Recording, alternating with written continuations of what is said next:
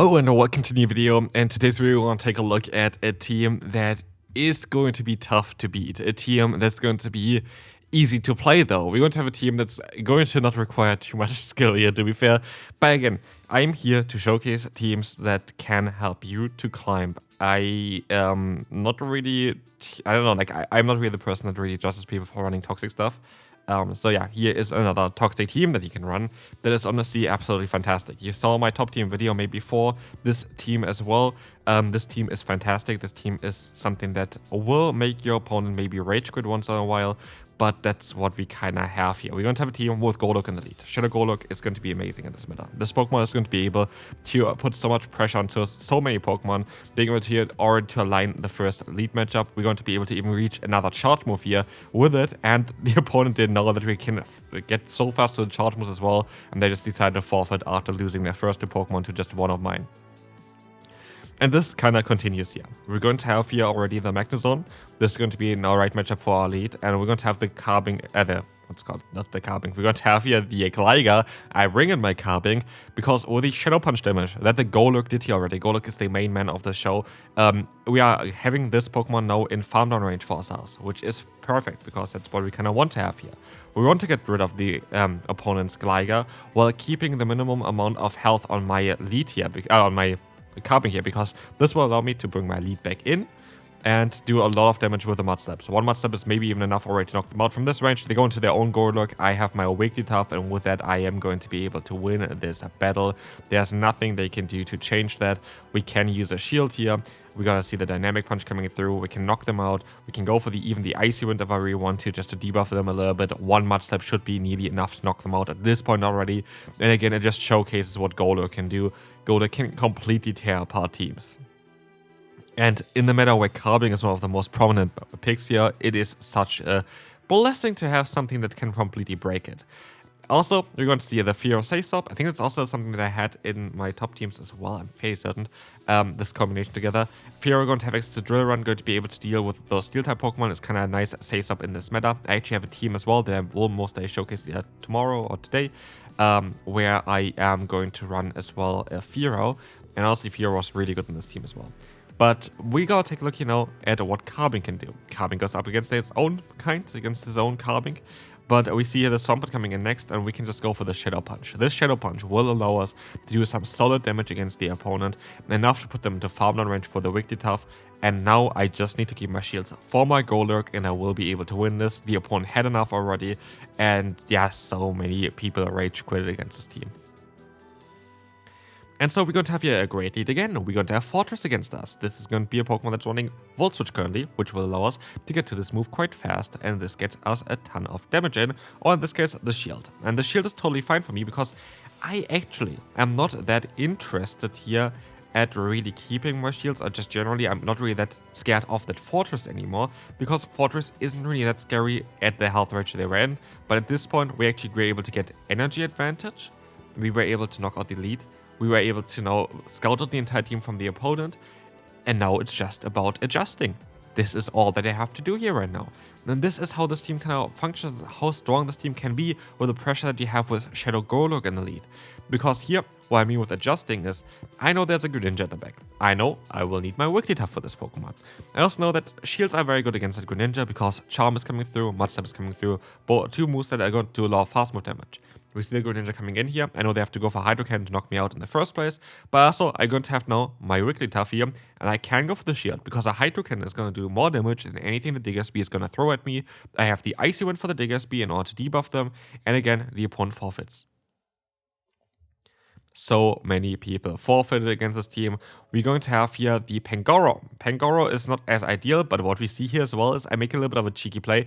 I catch the Night Slash, and I'll get a free Charm in. And this free Charm did most likely around like 30% of the health already from the opponent, which kind of puts them then into a range where I can deal with them later on. Also, here, this player kind of fell into my trap here, because what we have here is our Wigglytuff to bait out those ground type Pokemon, especially something like a Clodsire, because we still have Icy Wind for them. We still have Icy Wind, which is going to allow us to do some solid pressure against them. And yeah, we don't want to have this Pokemon against our Carbing, but like this, we're going to be fine. I actually try to catch here as well them a little bit off guard by going for the swap out into my Golok and catch them off guard with a Mud Slap. to knock them out straight away. Didn't work out, I wasn't able to swap out there somehow.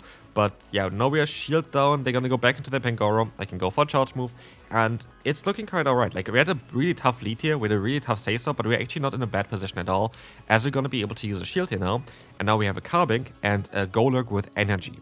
And so we see what they have in the back. It's going to be Dewgong. I have a Dynamic Punch still stored. I have my Rock Slide still here. I am going to be able to force a shield from them. And there's no way that they can really do anything here. Going for the Icy Wind here is the best and smartest move the opponent could have done. This is the exact play that you should do if you're the Dewgong. As what they have to do now is they have to still hit 2 drill runs. Otherwise, they're not going to be able to knock me out. But 2 drill runs on its own would not be enough to knock a Carbink out. And this is why they decided to go first for their own other charge move, for the Icy Wind, to try their best here to still win the battle. Shout out to you, well done. But yeah, we were sadly a little bit too good there with the way we played with our Golurk again. And so we have the Typhlosion. Typhlosion does not have play against Golurk, but also does not have play against my other Pokemon. Also, they go straight for the Thunder Punch. I'm like, why would I ever shield this? And so I knock out the first Pokemon, and here I make a big mistake. I should just went straight for the charge move, and I kinda mess up this game. I don't know why I went into this Pokemon here, by the way. It does not make sense to go into Wigglytuff here. This is a ginormous mistake by me, and this can completely cost me the battle. Why? Because I should have went into my Carbink in order to just have the better matchup there. Carbink has a better matchup than Wigglytuff against Bellibolt because of our bulk, because we resist the fast move as well, but we're just going to be able to just take the hits a bit easier.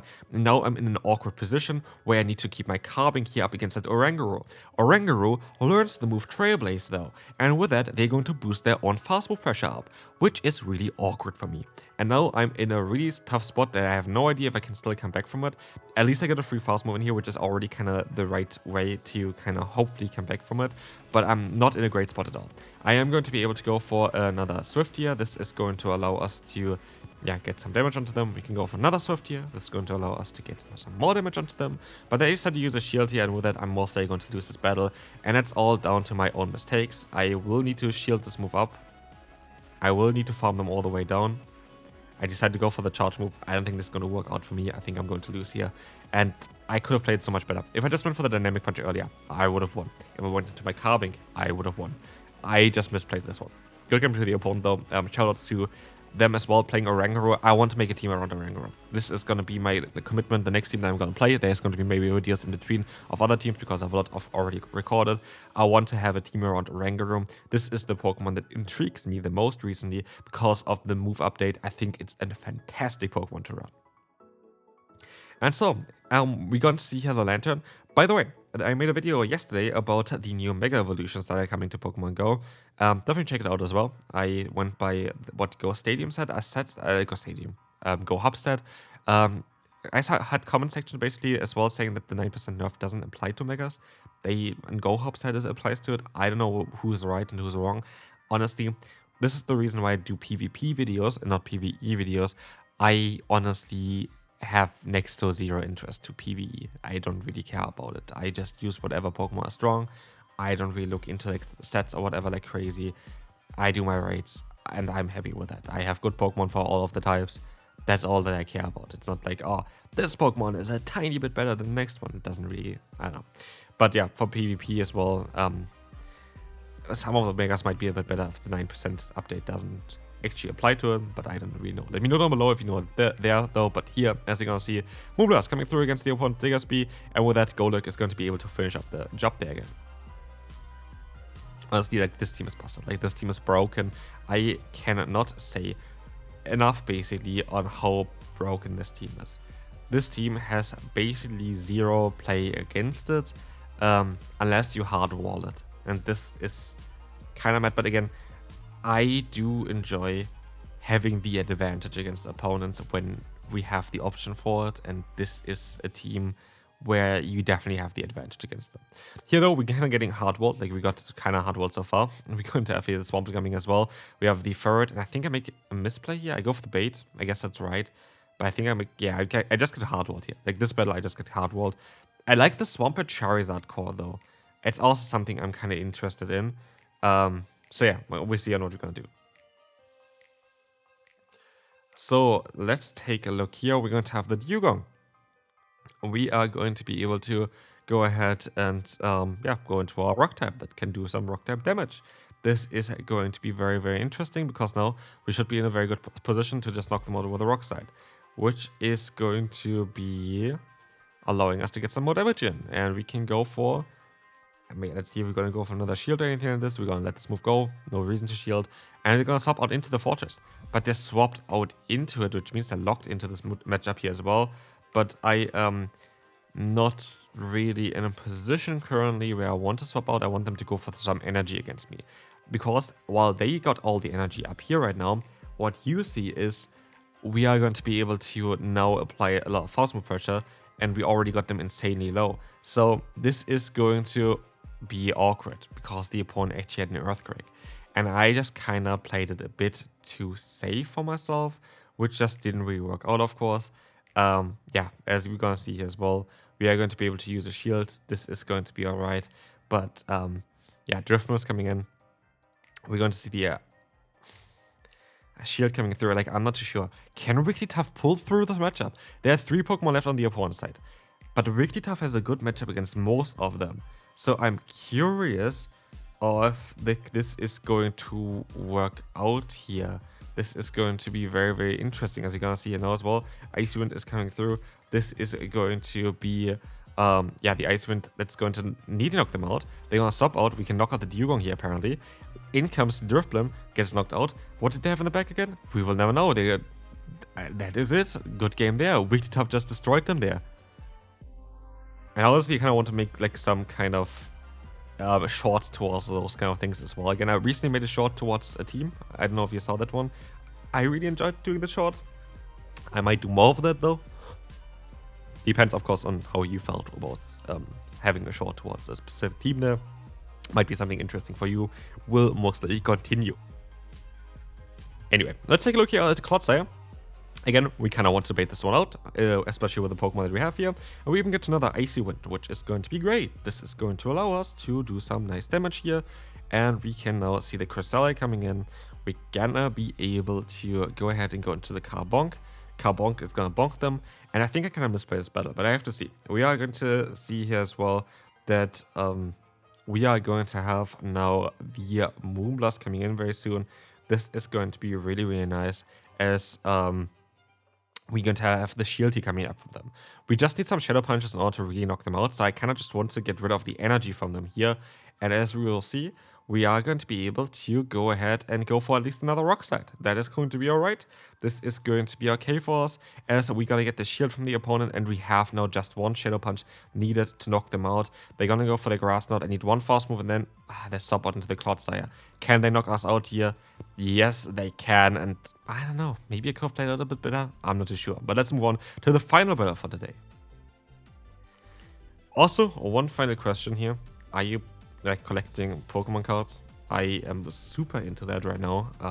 Would be kind of cool to maybe even do like something like challenges on this channel towards that, like trying to maybe pull a team or something. I am definitely enjoying opening Pokemon cards a lot recently and having a lot of fun with that.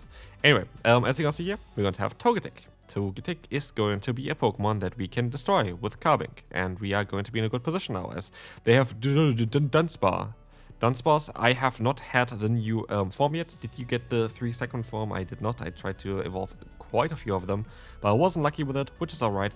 But as you can see, we're going to have a lot of pressure here with our Pokemon still. We're going to be able to go ahead and yeah, go for the swap out now. We have the Fiero coming in. If I shield one, I should shield the first one because I will be debuffing them afterwards. I should be able to outspeed them here as well. I do not. And with that, the kind of idea of winning this battle shifted towards I just farm them. And if you wonder why I do go for the Swift now, I would have not been able to get any more damage in otherwise. And actually kind of funny, by the way, I literally just because I was talking about it, I just evolved the Dunsparce on the side because the opponent had like one as well, and I got the 3-second one literally just now with a one Dunsparce that I had in my inventory. What the hell? Anyway, we're going to be able to knock them out here, we're going to be able to knock them out there, and we're going to be able to win this final battle. This team is busted. Please play it if you want to win, and that's going to be it. Hope you enjoyed it. Of course, I'm going to have some comments again. Oh, don't run toxic teams. If you don't want to, don't do it, but you can play against it if you really want to. But anyway, see you then. Bye-bye.